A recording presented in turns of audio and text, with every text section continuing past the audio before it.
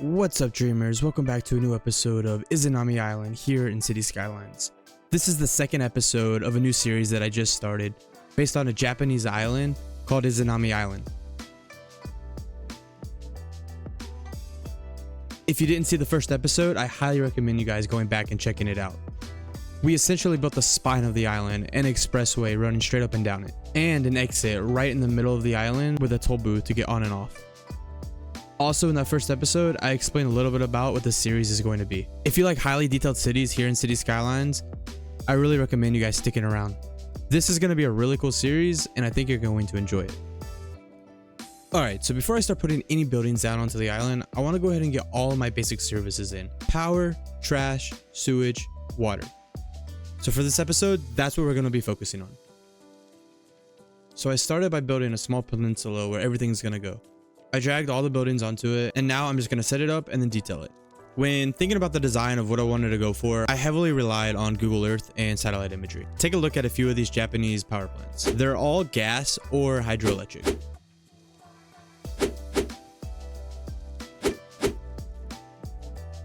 Now, I by no means know how power plants actually work. However, I have looked at a lot of them from satellite imagery. One thing that I really found in common with all of them is that there's fuel tanks pretty much everywhere. So ultimately my goal is to try to just detail it with realistic attributes as best as I can. Now, when looking at these power plants, one thing that really perplexed me was the fact that there were no power lines coming from the stations. So I assumed that most of them were just going underground. But when I did look it up, I did discover that 96% of the lines in Japan are overhead lines. So I'm definitely going to be applying this throughout the city. Alright, so for the assets that I'm using for this build, it is the dual nuclear power plant. And I can already hear in the comments that, hey, this is a nuclear plant on a small island. Okay, no. I'm just using the main buildings and then I guess 2 of the reactors as well as some of the support buildings. I understand that this isn't exactly realistic to what this would actually be, either gas or more than likely thermoelectric. However, on the workshop, I just couldn't find a lot of great assets that I liked for this build specifically, so I just went with this.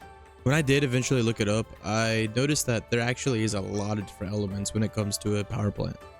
I found this image that was a pretty simple image to follow, and I just wanted to make sure that I had at least a couple of the key elements within the power plant. So number 1 was the fuel source, of course, and then I made sure to add the 2 big compression chambers, and then the alternator with the giant smokestack. And for me, this is probably going to be the closest representation that I'm actually going to be able to get with my massive lack of knowledge in this subject. 2 of the other assets that I used are these industrial pipe networks. And they don't provide any actual functionality. However, they look absolutely amazing when it comes to the detailing of a power plant or an industrial area in general. So while we watch the time lapse, I kind of want to talk a little bit about the power within Japan, especially on the islands like the Izu Islands where Izanami Island is based off of. Before 1953, there was absolutely no electricity on the Izu Islands. But by 10 years later, 98% of all the area had electricity. Hachijojima, which is an island that sits within the Izu Islands, is specifically the island that I designed Izanami Island after, with its massive volcano sitting on one side of the island. It is home to one of the 18 geothermal power plants within Japan. Japan is actually a really great spot for geothermal power because of its proximity to the Izu Bonin Marina Arc, which is essentially a giant tectonic plate. Despite all of that, geothermal power still plays a minor role within Japan. Currently, within the country, it's only representing about 0.25% of the country's total electricity supply. In the mid-1990s, development of new geothermal power stations were halted, and this was because of a strong resistance from local communities. Generally, the best sites for these power plants were on government protected areas and in tourist destinations, essentially because of the traditional hot springs, or in Japanese, onsen. Therefore, the local communities in these areas really depended on that revenue that they would receive from those tourist destinations. So the idea of geothermal power just wasn't ideal at the time. Well, that was until 2011, and that was because in that year in Fukushima, Japan, there was a massive accident at a nuclear plant. While no one actually died directly from the accident, at least 164,000 residents of the surrounding area were permanently or temporarily forced to move. And because of that quick response, there were at least 51 fatalities. This accident subsequently led to the closure of most of the country's nuclear power stations, therefore putting Japan into an energy crisis.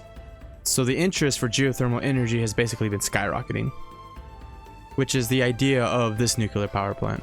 While maybe I got a lot of the components wrong, the island sits on a volcano, therefore this is going to be a geothermal power plant, at least in the canon of the story.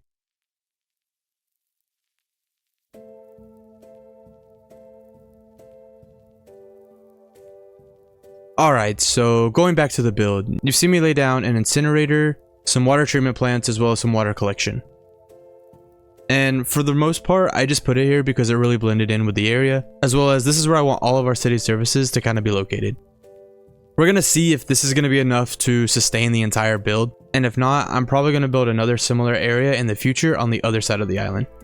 Along with those buildings, I have also been laying down a bunch of warehouses, along with a few other industrial type buildings that also blend into this area. My plan as we go is to kind of build out from this area with industrial, kind of transfer it into kind of a little bit of farmland, and then move into lower residential, and then ultimately into higher density areas. I want to try to get that transition so it's not just one type of area straight into a completely different type of an area. I think this generally tends to be a little bit more realistic, as well as it's a little bit easier on the eyes and makes the aesthetic a lot better. Just like I usually do in a lot of my builds, I'm converting ploppable asphalt into procedural object and laying it down over a lot of the grassy areas, just to give it that more concrete industrial look.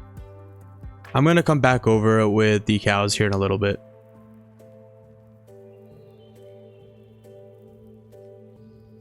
I'm also adding a bunch of vegetation around the buildings just to show that there are certain areas that are a little bit non-maintained. However, in Japan, things tend to be typically pretty clean, even around their power plants. That's why I'm going with this really white aesthetic, because I found that a lot of times in Japan that these power plants are pretty much big white looking areas that are pretty dang clean, compared to the United States where a lot of times these areas are like brown and kind of rusty, and they're definitely showing their grit, grind, and their age.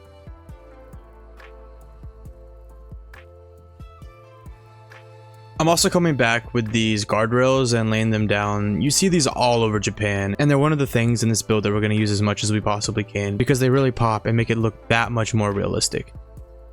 Now, I'm going to come back in over this ploppable asphalt and put in these big decals. They're called Big Decals More Stains. These have got to be some of my absolute favorite decals within the workshop. I have used them on basically every build that I've ever done within City Skylines. I think that they turn just plain concrete into a way more realistic looking concrete. And I generally tend to put them everywhere on top of like all of my concrete or asphalt areas. I've said this a few times in some of my videos that if you're in the process of trying to become more detailed, I think one of the absolute best ways that you can do that is by using decals along with trees and other vegetations. Decals really take something that looks basically vanilla and really turns it into a way more realistic look.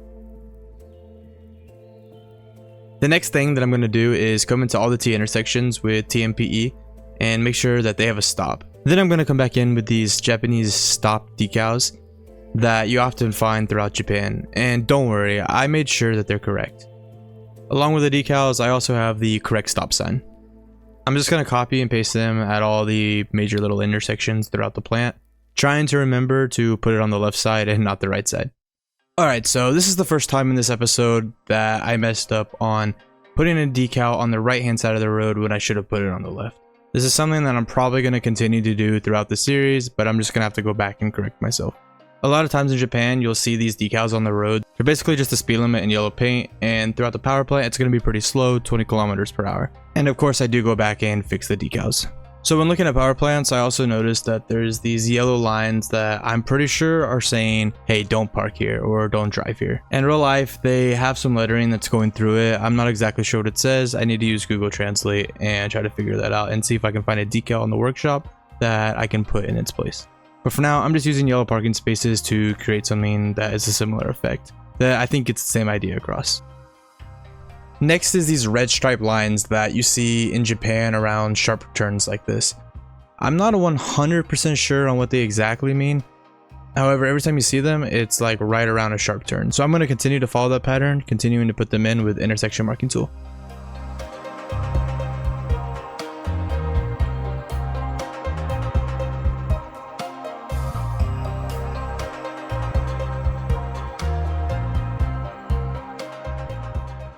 And now I'm going to finish by putting concrete over the rest of the areas that are bare and still have grass. I do, however, want to leave some grassy areas because this is a hydroelectric plant, which is a renewable energy. And I kind of want it to be a little bit of symbology saying that, hey, even though we are creating energy and creating power here, this is still our home and this is still our island and we love it and we want to respect it. Plus, it just gives it that clean, sharp look that you often see in Japan. And then of course topping it off with more decals, more of those cable networks, more vegetation throughout the build, and some more props just to kind of finish it out and fill in a little bit more of that blank space.